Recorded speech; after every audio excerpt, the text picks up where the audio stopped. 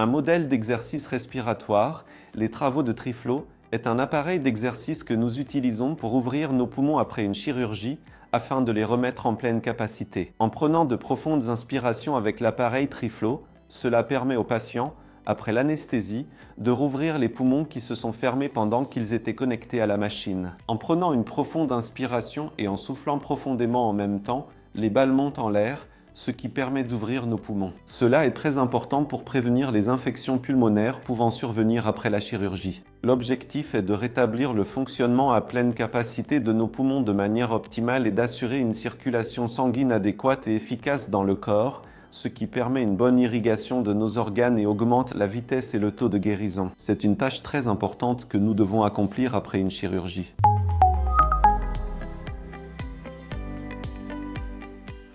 Nous souhaitons que notre patient commence à boire de l'eau après nos chirurgies. Cependant, le problème est que la sensation de nausée, causée par les médicaments anesthésiques, peut augmenter en buvant de l'eau. Nous conseillons à notre patient de boire de l'eau par petites gorgées, mais si malgré cela il ressent une continuation ou une augmentation de la nausée, nous lui recommandons de faire une pause dans la consommation d'eau. Mais s'il n'a pas un tel problème, nous indiquons qu'il peut normalement finir une petite bouteille d'eau de 200 à 300 centilitres en la buvant par petites gorgées en 200 heures. Cette manière, nous passons maintenant à l'alimentation après la chirurgie. Avaler l'eau peut être un peu difficile. Le patient peut bien sûr avoir des difficultés à avaler de l'eau. Il peut ressentir une sensation de blocage ou de difficulté à avaler, ainsi qu'une légère douleur après avoir avalé. Ce sont des choses attendues. Notre patient n'a pas besoin de s'inquiéter lorsqu'il y est confronté. Cela reviendra complètement à la normale après quelques jours.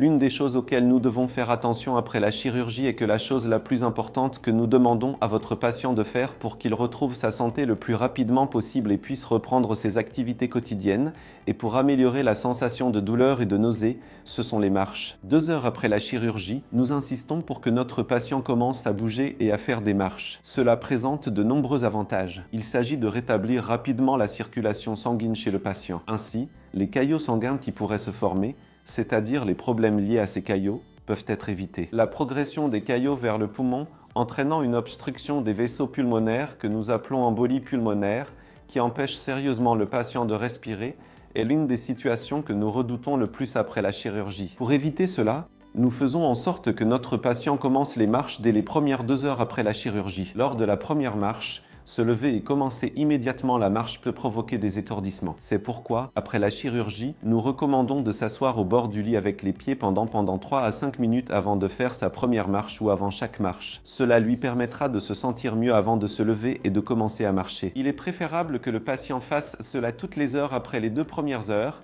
avec des marches d'au moins 10 à 15 minutes, que ce soit dans la chambre du patient ou dans de longs couloirs. Comme je l'ai dit, cela apportera de nombreux avantages à notre patient.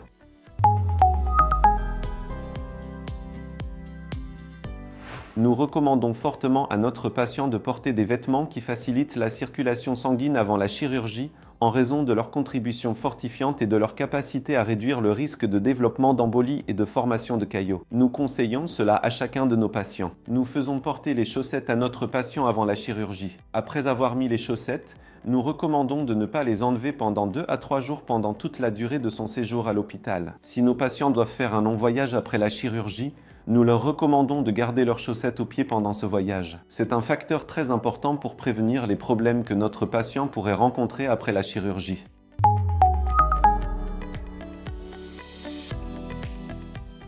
Les incisions que nous faisons sont assez petites, des incisions de demi-centimètre et d'1 centimètre, et nous pensons qu'il s'agit de plaies propres. Après la chirurgie, à partir du lendemain, nous n'avons généralement pas besoin d'un nouveau pansement après avoir effectué les soins de la plaie. À partir du lendemain de la chirurgie, nous pensons que le patient peut prendre sa douche, faire son bain, le répéter chaque jour et en fait, ce bain quotidien agit comme une sorte de pansement pour le patient. Il est très important de garder la plaie propre. Si le patient se sent bien et pense en avoir la force, il peut prendre un bain ou une douche dès le lendemain de la chirurgie, laisser ses plaies à l'air libre et il n'est pas nécessaire de les couvrir avec un pansement ou un bandage.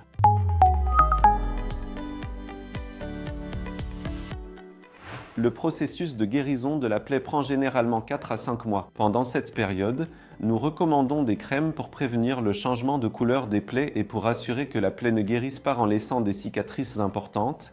c'est-à-dire pour favoriser une guérison avec le moins de cicatrices possible. Nous pensons que l'huile de millepertuis est vraiment très bénéfique. Cependant, il existe des crèmes anti-scar vendues en pharmacie. Nous les recommandons. Et en outre, nous recommandons fortement d'appliquer régulièrement des crèmes solaires à facteur élevé de 100 et plus sur les cicatrices pendant 6 mois.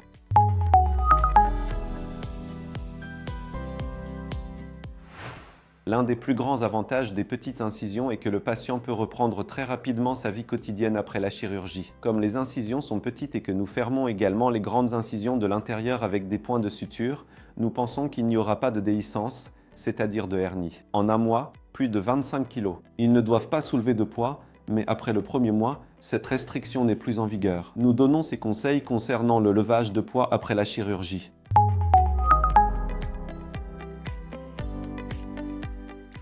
Après une chirurgie de l'obésité, nous souhaitons également que le patient retourne rapidement à la vie sociale et professionnelle et qu'il soit actif. Cela augmente la motivation du patient, lui permet de brûler des calories avec les activités quotidiennes et le fait se sentir mieux à la fois psychologiquement, socialement et mentalement. Je dis qu'après 3 à 4 jours de repos, il pourra retourner à la vie professionnelle et que cela lui sera même très bénéfique.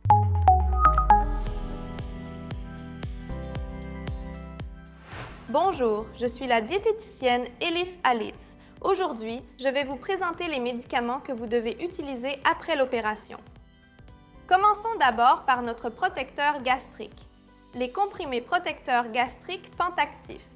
Vous devez les utiliser tous les jours pendant les 6 mois suivant l'opération. Vous pouvez les prendre à jeun environ 30 minutes avant le petit déjeuner. Et ce sont de petits comprimés. Il n'y a aucun problème pour les avaler. Il y en a également 2 dans les boîtes que nous vous avons fournies. En prenant 4 de plus, vous pouvez compléter un total de 6 mois. En plus du pantoprazole, vous pouvez également utiliser des médicaments protecteurs BRMD comme l'oméprazole et le lansoprazole.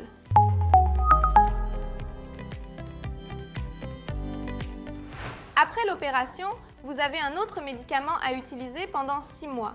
Il s'agit de notre sirop multivitaminé. Vous pouvez utiliser ce sirop 2 fois par jour en prenant 2 cuillères à l'aide de la cuillère fournie. Cependant, après avoir terminé ce sirop, vous devez passer à la forme de comprimé, effervescent ou à mâcher.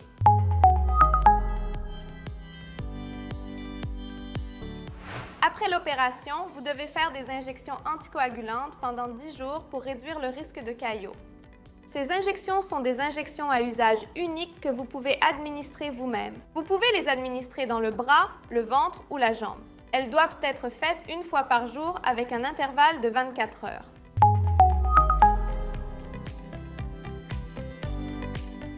Vous devez utiliser des comprimés antibiotiques pour éviter que vos plaies ne s'infectent. Vous devez également prendre ces comprimés antibiotiques pendant 5 jours, 2 fois par jour, matin et soir, après les repas. Vous pouvez commencer à utiliser les médicaments que nous avons décrits le jour après votre sortie de l'hôpital. Vos médicaments vous seront également remis en même temps que vos poudres de protéines par vos traducteurs.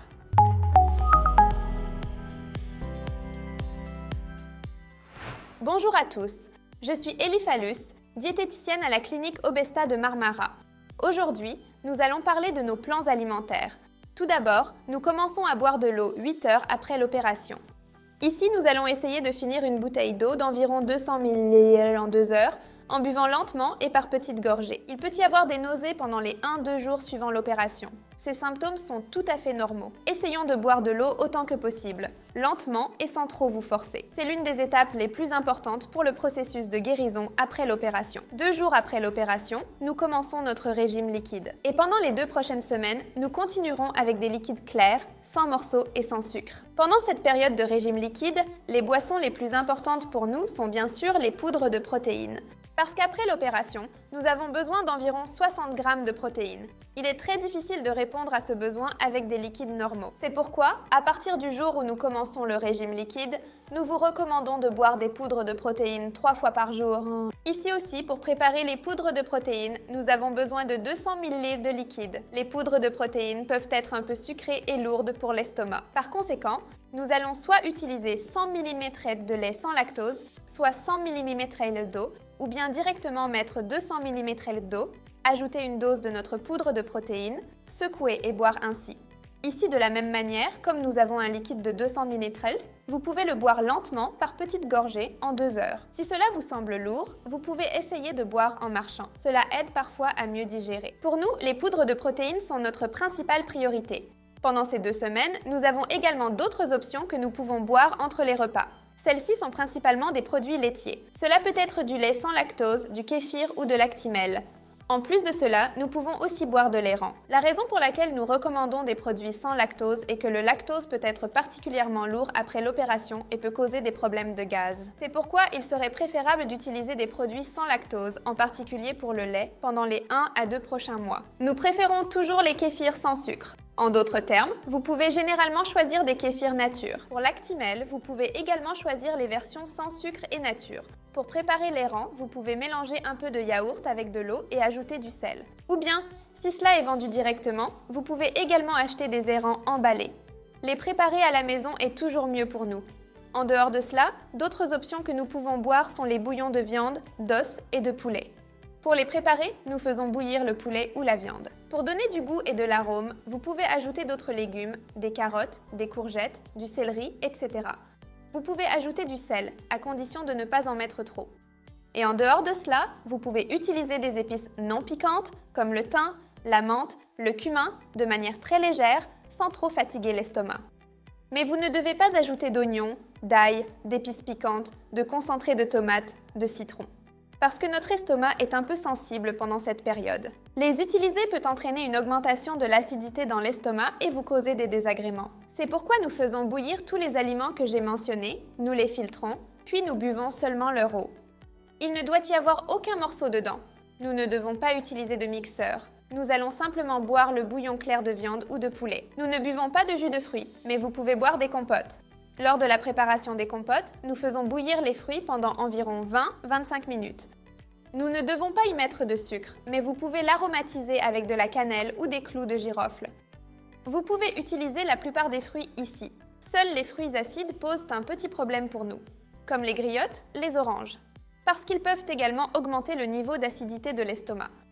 Mais par exemple, en utilisant des fruits comme des pommes, des poires, des abricots secs, des pruneaux, des fraises, nous faisons bouillir les fruits, nous les filtrons et nous buvons seulement leur jus. Si vous n'aimez pas beaucoup le goût du lait normal et que vous ne le consommez généralement pas, vous pouvez utiliser du lait d'avoine, du lait d'amande, du lait de coco ainsi que du lait de soja. Vous pouvez également préparer vos poudres de protéines avec ceci. Mais il y a 2 points auxquels nous devons faire attention ici. Tout d'abord, certains de ces laits végétaux peuvent contenir des ajouts de sucre. Cependant, nous devons utiliser ceux sans sucre. C'est pourquoi nous devons toujours bien lire les ingrédients. Le lait d'avoine et le lait d'amande ont une teneur en protéines très faible.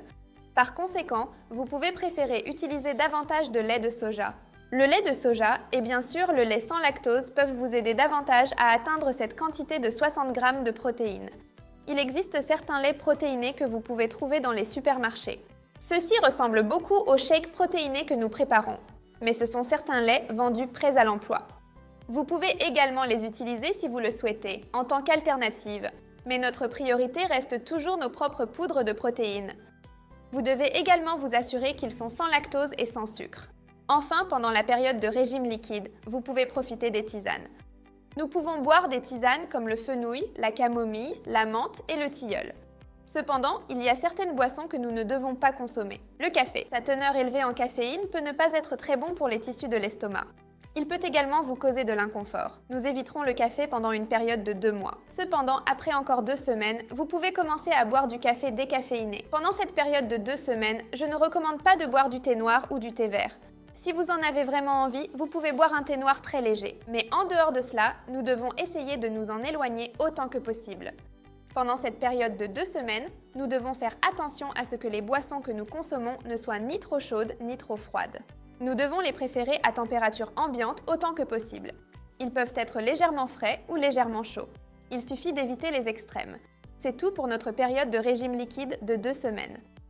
Nous buvons nos poudres de protéines 3 fois par jour. Entre les repas, vous pouvez siroter les boissons mentionnées tout au long de la journée. Ici, nous n'avons pas de repas, d'heure ou de nombre de repas spécifiques, parce que tout est déjà liquide. Au cours de la journée, nous allons boire ces liquides par petites gorgées, autant que votre estomac peut en supporter, en essayant de temps en temps. Et bien sûr, nous n'oublierons pas la consommation de lait.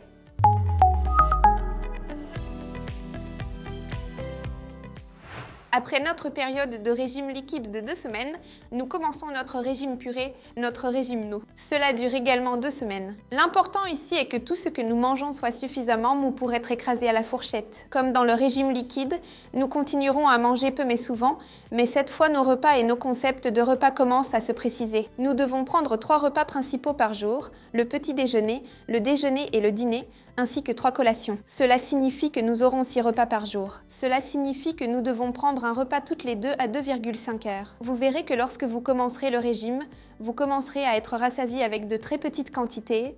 Par conséquent, vous pourriez avoir faim plus souvent. Pour ne pas ralentir votre métabolisme et pour obtenir suffisamment de protéines et d'énergie, il est important de faire ces 6 repas par jour. Si vous essayez de vous contenter d'1 ou 2 repas par jour en pensant que vous n'avez pas faim, vous n'obtiendrez naturellement pas suffisamment de protéines ni d'énergie. Cela rendra également la perte de poids plus difficile. Nous ne sautons jamais nos repas et nous mangeons toujours des aliments riches en protéines. Avec nos options, vous pouvez prendre des œufs et du fromage. Ce sont des aliments de qualité pour les protéines. Nous pouvons faire bouillir l'œuf et l'écraser. Ou nous pouvons les cuire doucement à la poêle comme des œufs brouillés. Vous pouvez les manger en mâchant bien. Ou bien, nous pouvons les préparer sous forme d'œufs pochés en les cuisant dans l'eau. Ils deviennent déjà assez mous et liquides. Pour les fromages, nous choisirons généralement des fromages mous. Cela peut être des fromages à la crème, des fromages frais, des fromages blancs allégés, du fromage cottage ou des fromages comme le Laure et le Seclec. Mais nous n'utiliserons pas de fromage casar, car ce sont des fromages durs et riches en matières grasses. Pour le déjeuner ou le dîner, vous pouvez ajouter des aliments riches en protéines comme la viande, le poisson, le poulet et la dinde. Il est important de ne consommer que de la viande hachée comme viande rouge. En effet, les morceaux de viande peuvent sembler trop durs pour votre organisme en ce moment. En prenant de la viande hachée bien moulue et maigre, vous pouvez la cuire un peu dans une poêle sans huile, puis la consommer en la mélangeant avec des légumes ou, si vous le souhaitez, avec du yaourt. Le poulet peut cependant rester un peu plus ferme. C'est pourquoi il est avantageux la cuisse de poulet. Elle est non seulement riche en fer et plus tendre que la poitrine. Vous pouvez le faire bouillir et le déchiqueter un peu avec vos mains. Ou bien, vous pouvez tout cuire avec des légumes comme pour faire un bouillon de poulet. Au lieu de les filtrer, vous pouvez tout passer au blender et les boire. Ce serait une autre option pour vous. Manger du poisson, c'est tendre, vous n'avez rien à ajouter. Je vous recommande de cuisiner uniquement sans graisse. Vous pouvez utiliser le four ou la cuisson à l'eau. Séparez également les peaux car elles peuvent être un peu difficiles à tolérer. Après avoir écrasé à la fourchette, vous pouvez consommer en mâchant bien. Pendant le régime purée, nous prenons des protéines. Au lieu de les boire 3 fois par jour, nous ne les boirons qu'1 fois par jour. Vous pouvez mélanger un paquet de poudre de protéines avec 200 ml d'eau ou de lait, idéalement du lait sans lactose. Dans nos plans de régime, c'est un déjeuner. Mais l'important est de consommer une protéine par jour. Des changements sont possibles. Pas besoin de le mélanger seulement avec de l'eau ou du lait. Vous pouvez aussi le préparer en smoothie. Mélangez votre kéfir avec des fraises et ajoutez votre poudre de protéines. Ou bien, vous pouvez le mélanger avec du yaourt. Vous pouvez mixer les fruits avec du yaourt et y ajouter votre poudre de protéines. Pour nos collations, nous pouvons continuer à boire notre lait avec lactose, notre kéfir et notre ayran. En dehors de cela, nous pouvons commencer à manger du yaourt et aussi des purées de fruits. Pour le yaourt, nous utiliserons ici des yaourts nature normands. Ou bien, en dehors de cela, vous pouvez également utiliser des yaourts riches en protéines, des puddings sans sucre riches en protéines, que vous pouvez préférer pour vos collations. Pour les fruits, il serait préférable de les passer au blender, parce que dans le régime purée, les fruits crus peuvent être un peu durs pour vous. Ici, vous pouvez utiliser des fruits comme la pomme, la poire, la pêche, l'abricot et la banane. Les seuls fruits à éviter sont les fruits acides. Il serait préférable de ne pas consommer des fruits comme les oranges, les mandarines, les pamplemousses, les griottes et les kiwis pendant 3 mois. Parce qu'ils ont également une acidité élevée, ils peuvent provoquer des brûlures d'estomac. Vous pouvez aussi manger des légumes avec votre dîner. Les légumes deviennent également très tendres lorsque nous les cuisinons de la même manière. Vous pouvez les écraser avec votre fourchette et les consommer ainsi. Ici, vous pouvez utiliser des épinards, des courgettes, des aubergines, des poivrons grillés, des champignons dans les légumes. Nous pouvons griller l'aubergine et le poivron, enlever leur peau et les écraser un peu avec une fourchette. Nous pouvons faire cuire un peu les épinards à la poêle et peut-être les mélanger avec de la viande hachée et du poulet. Vous pouvez couper les champignons en petits morceaux, les mélanger avec des légumes et du yaourt et les consommer de cette manière. Pas nécessaire de tout blender. À des aliments que nous ne devons pas manger. Évitez ces aliments pendant environ 2 à 3 mois. Tout d'abord, nous éviterons les fruits acides comme les agrumes, les oranges et les mandarines pendant 3 mois. Je vous avais dit que vous pouviez manger des légumes, mais nous ne voulons pas que vous mangiez des légumes crus. Le concombre, la tomate, les légumes verts car ce sont des légumes difficiles à digérer. Ce processus peut vous déranger un peu, causer des douleurs et être difficile à digérer. Je vous recommande également d'éviter les glucides pendant une période de 3 mois. Les nutriments les plus importants pour nous sont les protéines, et maintenant notre estomac a aussi une capacité. C'est pourquoi, pendant les 3 mois, la priorité est toujours de manger des protéines. Si vous ajoutez une source de glucides, vous ne pourrez naturellement pas obtenir suffisamment de protéines, parce que nos portions sont assez limitées. Pendant cette période de 3 mois, je ne vous recommande pas de consommer du pain, du riz, des pâtes, des sucreries ou tout aliment contenant du sucre. De la même manière, quand on parle de purée, on pense souvent à la purée de pommes de terre. Mais comme elle est riche en amidon, elle est plus proche des glucides que des légumes pour nous. C'est pourquoi je ne recommande pas d'ajouter des légumes riches en glucides comme les pommes de terre, les patates douces et le maïs à votre régime pendant les 3 premiers mois. Cela nous aidera à obtenir suffisamment de protéines et soutiendra également nos processus de perte de poids avec plus de succès. De plus, pendant une période de 2 à 3 mois, vous ne devez pas ajouter des aliments comme les oignons, l'ail, la sauce tomate, le citron et les épices piquantes à vos repas. Cela peut également augmenter légèrement l'acidité de votre estomac et vous causer de l'inconfort. Pour nos collations, nous pouvons aussi préparer des smoothies et des yaourts aux fruits. Nous ne devons pas acheter ce prêt dans les supermarchés, car ils contiennent généralement des ajouts de sucre. Mais vous pouvez aussi préparer des smoothies chez vous, par exemple en mixant des fraises avec du yaourt ou en mixant votre kéfir avec des bananes et des fraises. Comme je vous l'ai mentionné dans le régime purée, vous devez également consommer une dose de poudre de protéines par jour. Vous pouvez l'ajouter à vos smoothies ou à vos yaourts. Vous pouvez aussi la mélanger directement avec de l'eau ou du lait sans lactose.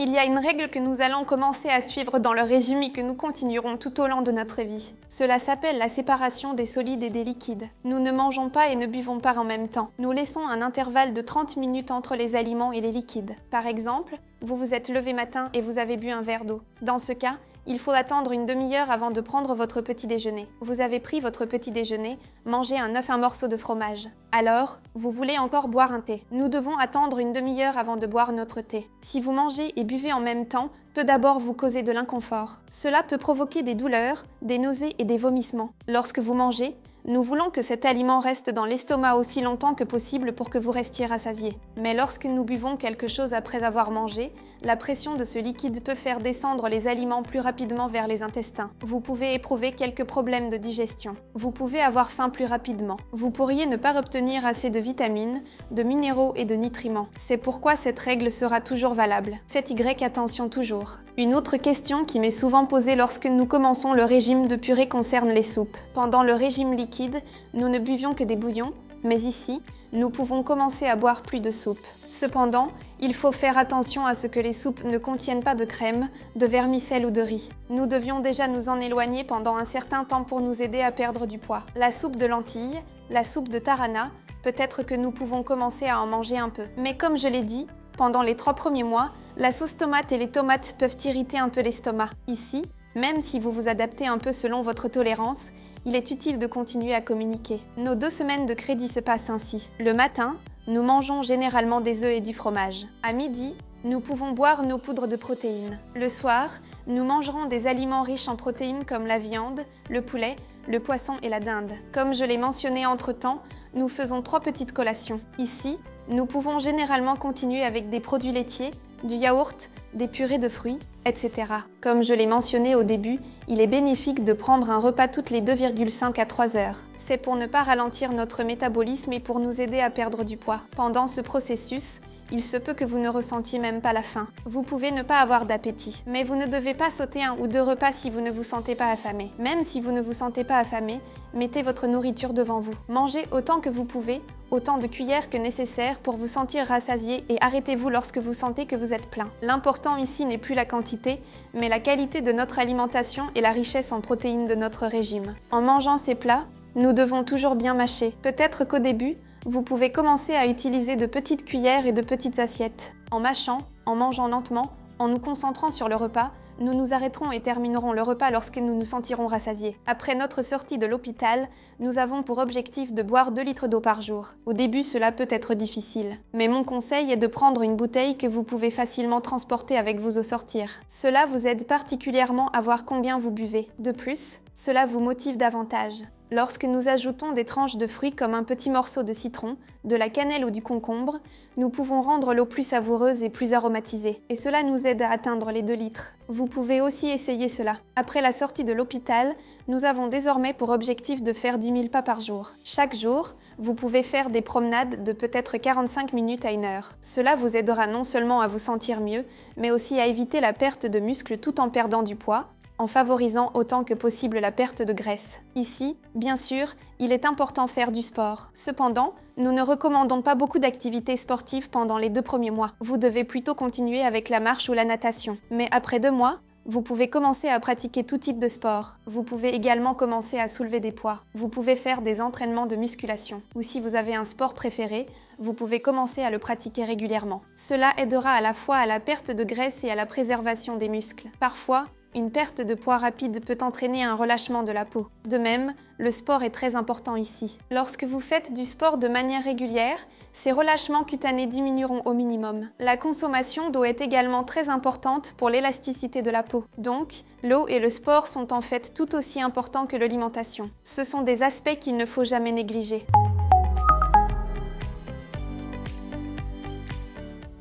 Après 2 semaines de régime liquide et 2 semaines de régime en purée, nous commençons enfin une alimentation solide après 4 semaines, soit 1 mois. Ici aussi, notre alimentation ressemble beaucoup à un régime de purée, parce que logiquement, nous allons manger riche en protéines et continuer à prendre de petits repas fréquents. Mais ici, nous allons continuer notre régime en commençant à manger nos aliments en les mâchant bien avec l'aide d'une fourchette et d'un couteau, sans avoir besoin de les écraser ou de les mixer. Ici, il est encore important de prendre nos 3 repas principaux et nos 3 collations par jour. Nous ne les sautons jamais et mettre à chaque repas un aliment source de protéines. Cela peut être un œuf, du yaourt, du lait, du poulet, du poisson ou de la viande. De cette manière, nous continuerons notre premier mois. Nous aurons plus d'options dans le pré-régime. Vous verrez cela dans les plans de régime que nous vous enverrons. Par exemple, ici, vous pouvez commencer à manger des bouillies d'avoine au petit déjeuner. Vous pouvez mélanger environ à 2 cuillères d'avoine avec un peu de lait ou de yaourt. Nous pouvons y ajouter de la cannelle, des fruits comme la banane,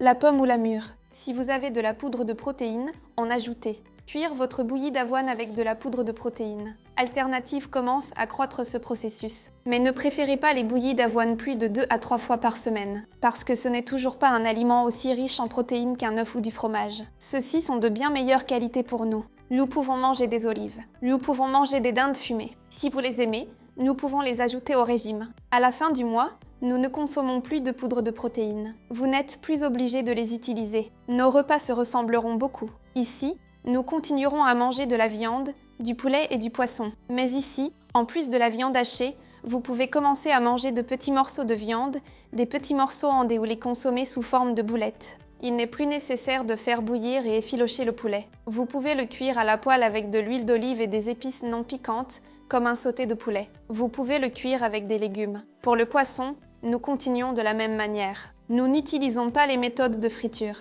Nous utilisons la cuisson à l'eau, le grill, l'air fryer. Vous pouvez continuer. Nous pouvons ajouter des aliments les pois chiches, les haricots et les lentilles au régime. Ceux-ci nous soutiendront également en tant que protéines végétales. Nous ne voulons pas utiliser des oignons, de l'ail et de la sauce tomate pendant 3 mois. Vous pouvez les faire bouillir et les mélanger avec des légumes pour les manger. À partir du premier mois, nous pouvons commencer à utiliser les parties feuillues des légumes verts. Par exemple, vous pouvez commencer à consommer les feuilles de laitue, de roquette et de persil en les mâchant bien. Vous pouvez les consommer en les mélangeant, une salade de haricots. Nous continuerons avec nos collations. Continuez le kéfir et les rangs contenant du lactose. Continuez avec le yaourt. Vous pouvez commencer à manger les fruits en les mâchant bien, plutôt qu'en purée. Nous pouvons également commencer à manger des noix crues. Elles nous aideront à perdre du poids grâce à leur graisse saine. Nous pouvons désormais utiliser environ une poignée fermée de noix, d'amandes et de noisettes comme collation. De plus, il y a certains tests sanguins que vous devez faire après l'opération. Vous pouvez voir cela dans les plans de régime que nous vous avons donnés. Vous pouvez faire ces analyses d'abord après 1 mois,